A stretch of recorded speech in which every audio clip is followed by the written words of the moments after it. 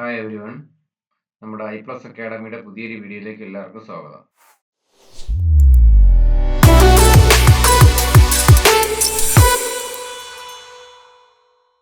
അപ്പോൾ ഇന്ന് നമ്മൾ ഡിസ്കസ് ചെയ്യാൻ പോകുന്നത് നമ്മുടെ ജൂനിയർ ഇൻസ്ട്രക്ടർ ഷീറ്റ് മെറ്റൽ പരീക്ഷയ്ക്കായിട്ടുള്ള PYQ ഡിസ്കഷനാണ്. പ്രീവിയസ് ഇയർ ക്വസ്റ്റ്യൻ പേപ്പർ ഡിസ്കഷനാണ്. ഇതേ സിലബസിൽ കഴിഞ്ഞ തവണ നടന്ന ട്രേഡ്സ്മാൻ ഷീറ്റ് മെറ്റൽ പരീക്ഷയുടെ PYQ ആണ് നമ്മളിന്ന് ഡിസ്കസ് ചെയ്യുന്നത്. ഓക്കെ, അപ്പോൾ നമുക്കതിലെ പാർട്ട് 1ലേക്ക് പോവാം. Question number 1. Which of the following statement is or are correct about physical properties of materials? Physical properties of മെറ്റീരിയൽസിനെ ബേസ് ചെയ്ത് ഇതിൽ ഏത് സ്റ്റേറ്റ്മെന്റ് ആണ് അല്ലെങ്കിൽ ഏത് സ്റ്റേറ്റ്മെന്റുകളാണ് കറക്റ്റ് എന്നുള്ളതാണ് നമ്മൾ കണ്ടുപിടിക്കേണ്ടത്. അപ്പോൾ അതിൽ ഒന്നാമത് കൊടുത്തേക്കുന്നത് physical properties are employed to describe a material under condition in which external force are not consider. അപ്പോൾ എക്സ്റ്റേണൽ ഫോഴ്സസ് കൺസിഡർ ചെയ്യാതെ ഉള്ളതാണ് ഫിസിക്കൽ പ്രോപ്പർട്ടീസ് എന്നുള്ളതാണ് അത് ഉദ്ദേശിക്കുന്നത്. രണ്ടാമത് കൊടുത്തേക്കുന്നത് physical properties of material are those as described in the field of physics. ഫിസിക്സിന്റെ ഫീൽഡിൽ ഡിസ്ക്രൈബ് ചെയ്യുന്നതാണ് ഫിസിക്കൽ പ്രോപ്പർട്ടീസ് ഓഫ് മെറ്റീരിയൽസ് എന്നുള്ളത്. അപ്പൊ ഇതിൽ നാല് ഓപ്ഷൻസ് നമുക്ക് കൊടുത്തിട്ടുണ്ട്. ഓപ്ഷൻ എ ഒൺലി 1, അപ്പൊ എ ഒന്നാമത്തെ മാത്രമാണോ ശരി എന്നുള്ളത്. ഓപ്ഷൻ ബി ഒൺലി 2, രണ്ടാണോ ശരി. Option C all of the ബോം, 1, 2 ശരിയാണ്. അപ്പൊ നമുക്കറിയാം ഫിസിക്കൽ പ്രോപ്പർട്ടീസ് ഓഫ് മെറ്റീരിയൽസ് എന്ന് പറയുന്നത് എക്സ്റ്റേണൽ ഫോഴ്സ് നമ്മൾ കൺസിഡർ ചെയ്യത്തില്ല ഫിസിക്കൽ പ്രോപ്പർട്ടീസിന്റെ കേസിൽ. അതേ കണക്ക് തന്നെ നമ്മൾ ഫിസിക്കൽ പ്രോപ്പർട്ടീസ് നമ്മൾ എടുക്കുന്ന സമയത്ത് മെറ്റീരിയലിന്റെ നമ്മൾ ഫിസിക്സുമായിട്ട് ബന്ധപ്പെട്ട സംഭവമാണ് അതിനകത്ത് കൺസിഡർ ചെയ്യുന്നത്. അപ്പൊ നമുക്ക് ഓപ്ഷൻ സി ആണ് നമ്മുടെ ആൻസർ. നമ്മുടെ 1ഉം 2ഉം ശരിയാണ്. Option C is the correct answer. അപ്പൊ നമുക്ക് ക്വസ്റ്റ്യൻ നമ്പർ 2ലേക്ക് പോവാം. Which of the following statement is or are correct about mechanical properties of metals? അപ്പോൾ ആദ്യം നമ്മൾ നോക്കിയത് ഫിസിക്കൽ പ്രോപ്പർട്ടീസ് ആയിരുന്നു. ഇപ്പൊ നമ്മൾ നോക്കുന്നത് മെക്കാനിക്കൽ പ്രോപ്പർട്ടീസ് എന്നൊരു കാര്യമാണ്. അത് മെക്കാനിക്കൽ പ്രോപ്പർട്ടീസ് പറ്റിയാണ് മെറ്റൽസിന്റെ. ഓക്കെ, അപ്പോൾ ഒന്നാമത് കൊടുത്തേക്കുന്ന mechanical properties includes those characteristics which are described its behaviour under the action of external force. Physical properties external ഫോഴ്സുമായിട്ട് ബന്ധപ്പെട്ട ക്യാരക്ടറിസ്റ്റിക്സ് ഡിസ്ക്രൈബ് ചെയ്യുന്നതാണോ എന്നുള്ളത്. 2 കൊടുത്തേക്കുന്നത് mechanical properties can be determined by conducting experimental test on the material system. അതായത് material system എടുത്തിട്ട് നമ്മൾ mechanical properties കണ്ടുപിടിക്കണമെങ്കിൽ അതിൽ നമുക്ക് കുറച്ച് എക്സ്പെരിമെന്റൽ ടെസ്റ്റ് നടത്തേണ്ടതായിട്ട് വരും എന്ന് പറയുന്നത്. 3, density is an example of mechanical properties എന്നാണ്. അപ്പൊ നമുക്ക് ഡെൻസിറ്റി എന്തായാലും മെക്കാനിക്കൽ പ്രോപ്പർട്ടീസിന്റെ എക്സാമ്പിൾ അല്ല. ബാക്കി ആദ്യം പറഞ്ഞേക്കുന്ന 2 ശരി തന്നെയാണ്. അപ്പൊ നമുക്ക് ഒൺലി 1 and 2 എന്നുള്ള ഓപ്ഷൻ, അതായത് ഓപ്ഷൻ സി ആണ് നമ്മുടെ ആൻസർ. ഒൺലി 1 and 2, അതായത് mechanical properties include those characteristics which are described its behaviour which describe its behaviour under the action of external forces. അത് കറക്റ്റ് ആണ്. Mechanical properties can be determined by conducting experimental test on the material specimen. അത് രണ്ടും correct. അപ്പം option C ആണ്. 1ഉം 2ഉം ആണ് correct. ഇപ്പൊ നമുക്ക് ഈ മെക്കാനിക്കൽ പ്രോപ്പർട്ടീസ് എന്ന് പറയുന്ന നമ്മൾ മെക്കാനിക്കൽ പ്രോപ്പർട്ടീസ് കണ്ടുപിടിക്കാൻ വേണ്ടി നമ്മൾ കുറെ എക്സ്പെരിമെന്റൽ ടെസ്റ്റ് ഒക്കെ നടത്തും. അതിന് എക്സാമ്പിൾ ആയിട്ട് പറയുവാണെങ്കിൽ നമുക്ക് ടെൻസൈൽ ടെസ്റ്റ്, അത് കണക്കിന് ഇമ്പാക്ട് ടെസ്റ്റ്, പിന്നെ ക്രീപ്പ് ടെസ്റ്റ്, ഫാറ്റിക് ടെസ്റ്റ് ഒക്കെ നമുക്ക് ഈ പറയുന്ന നമ്മുടെ മെക്കാനിക്കൽ പ്രോപ്പർട്ടീസ് കണ്ടുപിടിക്കാനുള്ള എക്സ്പെരിമെന്റൽ ടെസ്റ്റുകളൊക്കെയാണ്. ഓക്കെ, അതിന്റെ എക്സാമ്പിൾസ് ആണ് ഞാൻ പറഞ്ഞത്. ഒന്നും കൂടെ ഒന്ന് ഓർത്ത് വയ്ക്കുക. Tensile test, impact test, creep test, ഫാറ്റിക് test ഒക്കെ നമുക്ക് ഒരു മെറ്റീരിയൽ തന്നിട്ടുണ്ടെങ്കിൽ അതിന്റെ മെക്കാനിക്കൽ പ്രോപ്പർട്ടീസ് കണ്ടുപിടിക്കാനുള്ള ടെസ്റ്റുകളാണ്. ഓക്കെ, അത് ഓർത്ത് വയ്ക്കുക. അടുത്തത് നമുക്ക് ക്വസ്റ്റ്യൻ നമ്പർ 3ലേക്ക് പോവാം.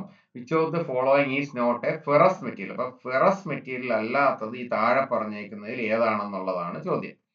അതില് ഒന്നാമത്തെ option A constantan, option B steels, option C cast iron, option D stainless steel. അപ്പൊ നമ്മൾ സ്റ്റീൽ എടുത്തു കഴിഞ്ഞാൽ, ഇപ്പൊ സ്റ്റീൽ നമ്മൾ കൺസിഡർ ചെയ്യുവാണെങ്കിൽ സ്റ്റീലിനകത്ത് അയണും കാർബണും ഉണ്ടെന്ന് നമുക്കറിയാം. പിന്നെ ചെറിയ ക്വാണ്ടിറ്റികളിൽ സിലിക്കൺ, ഫോസ്ഫറസ്, സൾഫർ ഒക്കെ ഉണ്ടാവും. പിന്നെ കാസ്റ്റ് അയൺ എടുത്തു കഴിഞ്ഞാൽ അത് എന്തായാലും അയൺ ഉണ്ട്, കാർബൺ ഉണ്ട്, സിലിക്കണും മാംഗനീസും ഒക്കെ ഉണ്ടെന്ന് നമുക്കറിയാം. പിന്നെ സ്റ്റെയിൻലെസ് സ്റ്റീൽ നമ്മൾ എടുത്തു കഴിഞ്ഞാൽ അതിനകത്തും ഉണ്ട്, അയൺ ഉണ്ട്, കാർബൺ ഉണ്ട്, ക്രോമിയം ഒക്കെ ഉണ്ട്. അപ്പൊ നമുക്ക് കോൺസ്റ്റന്റാൻ എടുത്തു കഴിഞ്ഞാൽ കോൺസ്റ്റന്റാനിനകത്ത് ഈ പറഞ്ഞ അയൺ ഇല്ല. അതായത് ഒരു ഫെറസ് മെറ്റീരിയൽ അല്ല. അപ്പൊ നമ്മുടെ ഓപ്ഷൻ എ ആണ് നമ്മുടെ ആൻസർ, കോൺസ്റ്റന്റ്. കോൺസ്റ്റന്റ് ആണ് നിങ്ങൾ എടുത്തു കഴിഞ്ഞാൽ അത് കോപ്പറിന്റെയും നിക്കലിന്റെയും ഒരു അലോയാണ്. അതായത് അതിനകത്ത് 55% കോപ്പറും 45% നിക്കലും ഉള്ള ഒരു കോപ്പറിന്റെയും നിക്കലിന്റെയും അലോയാണ് കോൺസ്റ്റന്റ്. അതിനകത്ത് നമുക്ക് അയൺ കണ്ടന്റ് ഇല്ല. ഓക്കെ, അയൺ കണ്ടന്റ് കോൺസ്റ്റന്റിനകത്ത് അയൺ കണ്ടന്റ് ഇല്ല. അത് ഓർത്ത് വെക്കുക. കോൺസ്റ്റന്റ് എന്ന് പറഞ്ഞാൽ ഒരു നോൺ ഫെറസ് മെറ്റീരിയൽ ആണ്. ഓക്കെ, അതായത് അയൺ കണ്ടന്റ് ഇല്ലാത്ത മെറ്റീരിയൽ ആണ് കോൺസ്റ്റന്റ്. നമുക്ക് അടുത്ത ക്വസ്റ്റ്യൻ നമ്പർ 4ലേക്ക് പോവാം. Grey cast iron consist of. Grey കാസ്റ്റൈനകത്ത് ഈ താഴെ പറയുന്ന എത്ര പെർസെന്റേജ് കാർബൺ ആണ് ഉള്ളതെന്നാണ് നമുക്ക് കണ്ടുപിടിക്കേണ്ടത്, നമുക്ക് മനസ്സിലാക്കേണ്ടത്. അതായത് ഓപ്ഷൻ എ 3.2 to 4.2% കാർബൺ ആണോ, ഓപ്ഷൻ ബി 0.2 to 0.6% കാർബൺ ആണോ, ഓപ്ഷൻ സി 0.3 to 0.8% കാർബൺ ആണോ, ഓപ്ഷൻ ഡി 2.5 to 3.8% കാർബൺ ആണോ.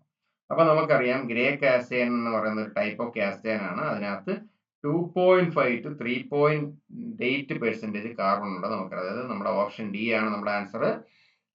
ഓർത്ത് വെക്കുക, ഗ്രേ കാസ്റ്റൈനകത്ത് 2.5 to 3.8% കാർബൺ ആയിരിക്കും ഉണ്ടാകുന്നത്. അത് ഓർക്കാൻ മറന്നു പോകരുത്. ഇനി നമുക്ക് ക്വസ്റ്റ്യൻ നമ്പർ 5ലേക്ക് പോവാം.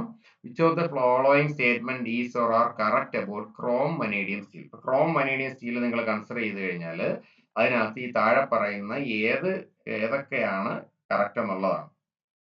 ഒന്നാമത്തെ ഓപ്ഷനിൽ കൊടുത്തേക്കുന്ന chrome vanadium steel contains 0.26% carbon, 0.92% chromium, 0.2% vanadium. Option രണ്ടാമത്തെ ഓപ്ഷനിൽ പറയുന്നത് രണ്ടിൽ കൊടുത്തിരിക്കുന്നത് chromium and vanadium are added to increase ഹാർഡനബിലിറ്റി.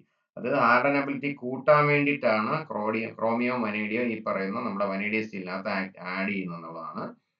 മൂന്നാമത് കൊടുത്തേക്കുന്നത് used for making axles and shafts of automobiles, aeroplanes and locomotives. അതായത് നമ്മൾ ഈ പറയുന്ന ക്രോം വനേഡിയം സ്റ്റീൽ നമ്മൾ യൂസ് ചെയ്യുന്നത് നമ്മുടെ ഓട്ടോമൊബൈൽസിലും എയറോപ്ലെയിൻസിലും ലോക്കോമോട്ടീവ്സിലും ഒക്കെ ഉള്ള ആക്സിലും ഷാഫ്റ്റും ഉണ്ടാക്കാനാണോ എന്നുള്ളതാണ്. അപ്പൊ നമുക്കറിയാം ഈ 3 ഓപ്ഷൻസും നമുക്ക് ശരിയാണ്. അതായത് ക്രോം വനേഡിയം സ്റ്റീലിനകത്ത് നമുക്കറിയാം 0.26% കാർബണും 0.92% ക്രോമിയവും 0.2% വനേഡിയവും ഉണ്ട്. പിന്നെ chromium and vanadium are added to increase hardenability. അതിനകത്ത് ഹാർഡനബിലിറ്റി കൂട്ടാൻ വേണ്ടിയാണ് നമ്മൾ ഈ പറയുന്ന ക്രോം വനേഡിയം സ്റ്റീലിനകത്ത് ക്രോമിയം വനേഡിയം ആഡ് ചെയ്യുന്നത്, നമുക്കറിയാം. ഇനി used for making axles and shafts of automobiles, aeroplanes and locomotives, അതും ശരിയാണ്. അപ്പൊ നമുക്ക് ഈ 3ഉം ശരിയാണ്. അപ്പൊ നമ്മുടെ ഓപ്ഷൻ എ കൊടുത്തിരിക്കുന്ന only 1 അല്ല, option B all of the above, അതായത് 1, 2 and 3 3ഉം കറക്റ്റ് ആണ്. അപ്പൊ ഓപ്ഷൻ ബി ആണ് നമ്മുടെ correct answer. all of the above are correct. Okay, അടുത്തത് നമ്മുടെ 6ാമത്തെ ക്വസ്റ്റ്യനിലേക്ക് പോവാം. Which of the following statement is or are correct about melting point of A metal. അപ്പൊ ഈ താഴെ പറയുന്നതിൽ ഏത് സ്റ്റേറ്റ്മെന്റ് അല്ലെങ്കിൽ സ്റ്റേറ്റ്മെന്റുകളാണ് ഒരു മെറ്റലിന്റെ മെൽറ്റിംഗ് പോയിന്റിനെ കുറിച്ച് കറക്റ്റ് ആയിട്ടുള്ളതെന്നാണ് ചോദ്യം. ഒന്നാമത് കൊടുത്തിരിക്കുന്ന melting point depends upon the bonding forces. അതായത് ബോണ്ടിങ് ഫോഴ്സിനെ ഡിപ്പെൻഡ് ചെയ്യുന്ന കാര്യമാണ് മെൽറ്റിംഗ് പോയിന്റ് എന്നുള്ളതാണ്. രണ്ടാമത് കൊടുത്തിരിക്കുന്ന melting point of mild steel is 1500. അത് നമുക്കറിയാം 1500 ആണ് നമ്മുടെ മൈൽഡ് സ്റ്റീലിന്റെ മെൽറ്റിംഗ് പോയിന്റ്. 1500 ഡിഗ്രി സെന്റിഗ്രേഡ് ആണ് നമുക്കറിയാം. Melting point of aluminium 650 degree, അതും ശരിയാണ്. അപ്പൊ ഈ 3 കാര്യങ്ങളും ശരിയാണ്. Melting point depends on bonding force. Bonding force അത് തമ്മിലുള്ള അതിനകത്തുള്ള ബോണ്ടിങ് ഫോഴ്സിനെ ഡിപ്പെൻഡ് ചെയ്ത് മെൽറ്റിംഗ് ബോണ്ടിങ് ഫോഴ്സിനെ ഡിപ്പെൻഡ് ചെയ്തായിരിക്കും ഇരിക്കുന്നത്. പിന്നെ ഈ പറയുന്ന നമ്മുടെ മൈൽഡ് സ്റ്റീലിന്റെ മെൽറ്റിംഗ് പോയിന്റ് 1500 ഡിഗ്രിയാണ്. മെൽറ്റിംഗ് പോയിന്റ് ഓഫ് അലൂമിനിയം എന്ന് പറയുമ്പോൾ നമുക്കറിയാം 650 ഡിഗ്രിയാണ്. നമ്മൾ പണ്ടേ പഠിച്ചിട്ടുള്ള കാര്യമാണ്. അപ്പൊ ഇത് 3ഉം ശരിയാണ്. അപ്പൊ 3ഉം ശരിയാണ് എന്ന് പറഞ്ഞാൽ ഓപ്ഷൻ എയിൽ only 1 ആണ് കൊടുത്തേക്കുന്നത്. ഓപ്ഷൻ ബി കൊടുത്തേക്കുന്നത് only 2 ആണ്. Option C only 3. അപ്പൊ നമുക്ക് ഓപ്ഷൻ ഡി ആണ് all of the above. അപ്പൊ ഈ പറയുന്ന 3 കാര്യങ്ങളും ശരിയാണ്. അപ്പൊ all of the 1, 2 and 3 3ഉം കറക്റ്റ് ആണ്. ഓക്കെ, അടുത്തത് നമുക്ക് ക്വസ്റ്റ്യൻ നമ്പർ 7ലേക്ക് പോവാം. Which of the following metal section is specified by length, width, thickness and weight per kilogram. ഈ താഴെ പറയുന്ന ഏത് മെറ്റൽ സെക്ഷൻ ആണ് നമ്മൾ ലെങ്തും വിഡ്ത്തും തിക്നെസ്സും വെയിറ്റ് പെർ കിലോഗ്രാം വെച്ചിട്ട് നമ്മൾ സ്പെസിഫൈ ചെയ്യുന്നത്? അപ്പൊ അതിൽ ഓപ്ഷൻസ് കൊടുത്തിരിക്കുന്ന ഓപ്ഷൻ എ ആംഗിൾസ് ആണ്, ഓപ്ഷൻ ബി കൊടുത്തിരിക്കുന്ന ഷീറ്റ് ആണ്, ഓപ്ഷൻ സി റൗണ്ട് ബാർസ് ആണ്, ഓപ്ഷൻ ഡി ചാനൽസ് ആണ്. അപ്പൊ നമുക്കറിയാം നമ്മൾ ഈ ഷീറ്റ് മെറ്റൽ നമ്മൾ കൺസിഡർ ചെയ്യുമ്പം ഷീറ്റ് മെറ്റലിന്റെ സ്പെസിഫൈ ചെയ്യുന്ന അതിന്റെ ലെങ്ത്, അതിന്റെ വിഡ്ത്ത്, അതിന്റെ തിക്നെസ്, വെയിറ്റ്, ഇത്രയും കാര്യങ്ങൾ വെച്ചിട്ടാണ് ഷീറ്റ് മെറ്റലിനെ നമ്മൾ സ്പെസിഫൈ ചെയ്യുന്നത്. അപ്പൊ അത് വെച്ച് നമുക്ക് മനസ്സിലാക്കാം ഈ താഴെ പറയുന്ന 4 ഓപ്ഷനിൽ ഷീറ്റ് ആണ് കറക്റ്റ്, അതായത് ഓപ്ഷൻ ബി ആണ് കറക്റ്റ്. ഒന്നും കൂടെ പറയാം, നമ്മൾ ഈ പറയുന്ന നമ്മുടെ ഷീറ്റ് മെറ്റൽ നമ്മൾ കൺസിഡർ ചെയ്യുവാണെങ്കിൽ അതിനെ സ്പെസിഫൈ ചെയ്യുന്നത് ആ സെക്ഷന്റെ ലെങ്ത്, അതിന്റെ തിക്നെസ്, പിന്നെ അതിന്റെ വെയിറ്റ് പെർ മീറ്റർ ലെങ്ത്, ഈ 3 കാര്യങ്ങൾ വെച്ചിട്ടാണ് നമ്മൾ സ്പെസിഫൈ ചെയ്യുന്നത്. അപ്പൊ അതുകൊണ്ട് തന്നെ നമുക്കറിയാം, നമുക്ക് ഓപ്ഷൻ ബി ആണ് നമ്മുടെ ആൻസർ, ഷീറ്റ്. അടുത്തത് നമുക്ക് ക്വസ്റ്റ്യൻ നമ്പർ 8ലേക്ക് പോവാം. Which of the following metal section is specified by width, thickness and weight per metre length. വിത്തും തിക്നെസ്സും വെയിറ്റ് പെർ മീറ്റർ ലെങ്തും വെച്ച് സ്പെസിഫൈ ചെയ്യുന്നത് ഏതാണെന്നാണ് ചോദിച്ചേക്കുന്നത്.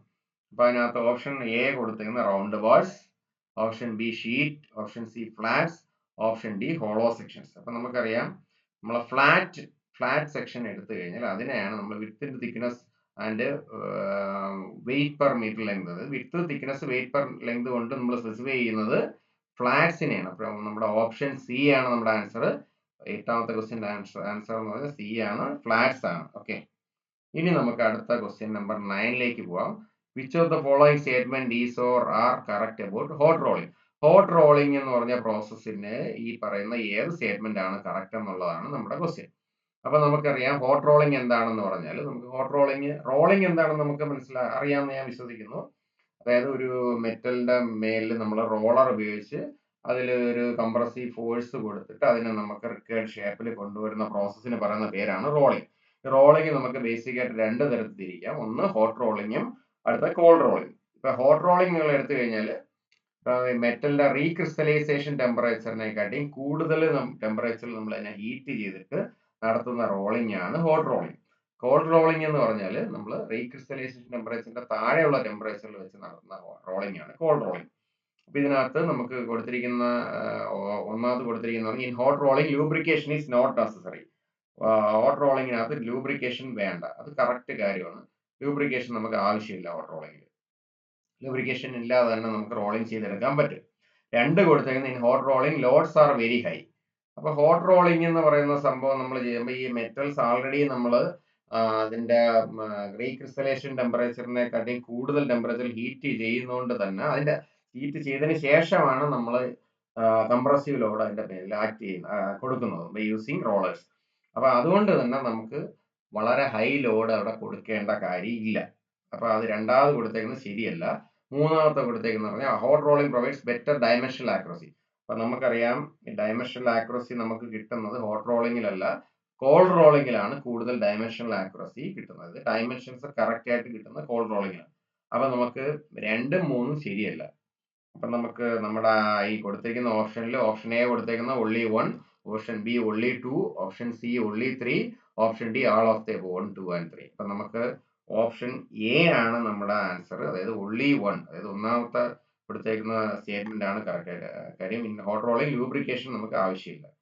ഓർത്ത് വയ്ക്കുക, ഹോട്ട് റോളിംഗ് ലൂബ്രിക്കേഷൻ ആവശ്യമില്ല. ഇനി നമുക്ക് ഹോട്ട് റോളിംഗും കോൾഡ് റോളിംഗും നമ്മൾ കമ്പയർ ചെയ്ത് കഴിഞ്ഞാൽ ഹോട്ട് റോളിംഗ് നമ്മൾ യൂസ് ചെയ്യുന്നത് ലാർജ് സ്ട്രക്ചറൽ കമ്പോണൻസ് ഉണ്ടാക്കാൻ വേണ്ടിയാണ്.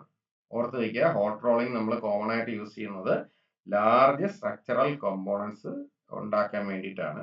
ഇനി കോൾഡ് റോളിംഗ് നമ്മൾ യൂസ് ചെയ്യുന്നത് കുഞ്ഞു കുഞ്ഞു parts.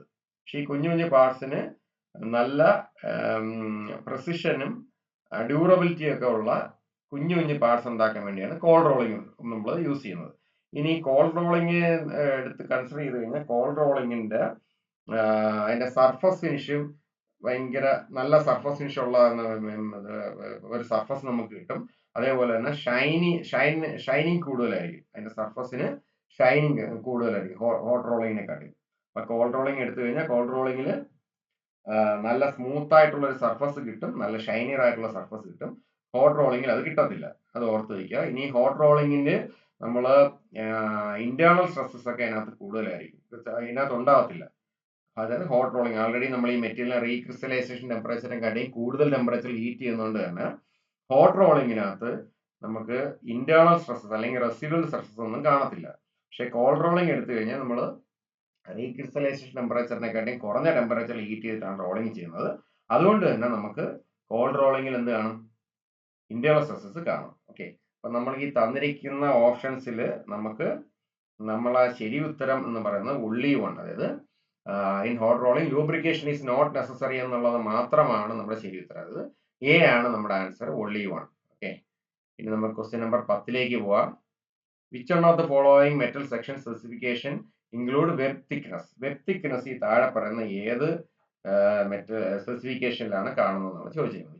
Which one of the following metal sections specification include web thickness? ഈ താഴെ പറയുന്ന ഏത് മെറ്റൽ സെക്ഷനിലാണ് സ്പെസിഫിക്കേഷനിലാണ് വെബ് തിക്നെസ് നമ്മൾ കൺസിഡർ ചെയ്യുന്നത്? Option A angles, option B sheet കൊടുത്തിട്ടുണ്ട്, ഓപ്ഷൻ സി നമുക്ക് റൗണ്ട് ബാർസ് കൊടുത്തിട്ടുണ്ട്, ഓപ്ഷൻ ഡി ചാനൽസ് കൊടുത്തിട്ടുണ്ട്. അപ്പൊ നമുക്കറിയാം, നമ്മൾ മനസ്സിലാക്കേണ്ട കാര്യം എന്ന് പറയുന്നത്, നമ്മൾ ഈ മെറ്റൽ സെക്ഷന് ഏത് മെറ്റൽ സെക്ഷനിലാണ് നമ്മൾ വെബ് തിക്നെസ് ഇൻക്ലൂഡ് ചെയ്യുന്നത്? ചാനൽസിലാണ് നമ്മൾ വെബ് തിക്നെസ് ഇൻക്ലൂഡ് ചെയ്യുന്നത്. ഓപ്ഷൻ ഡി ആണ് നമ്മുടെ ആൻസർ, ചാനൽസ് ആണ് നമ്മുടെ ആൻസർ. മറന്നു പോകരുത്, നമ്മളെ മെറ്റൽ സെക്ഷൻസ് പല പല സെക്ഷൻസ് ഉണ്ട്. ഇതിൽ ഏത് സെക്ഷനിലാണ് നമ്മൾ വെബ് തിക്നെസ് നമ്മൾ അതിനകത്ത് കൺസിഡർ ചെയ്യുന്നത്, അല്ലെങ്കിൽ സ്പെസിഫിക്കേഷൻസ് ഇൻക്ലൂഡ് ചെയ്യുന്നതെങ്കിൽ എന്ന് പറഞ്ഞു കഴിഞ്ഞാൽ അതിനകത്ത് ചാനൽ സെക്ഷനിലാണ് നമ്മൾ മെറ്റൽ സെക്ഷൻസിൽ നമ്മൾ സ്പെസിഫിക്കേഷൻ എടുക്കുമ്പം വെബ് തിക്നെസ് ഇൻക്ലൂഡ് ചെയ്യുന്നത് ചാനൽ സെക്ഷനിലായിരിക്കും. Okay, thank you for watching this video. Have a nice day.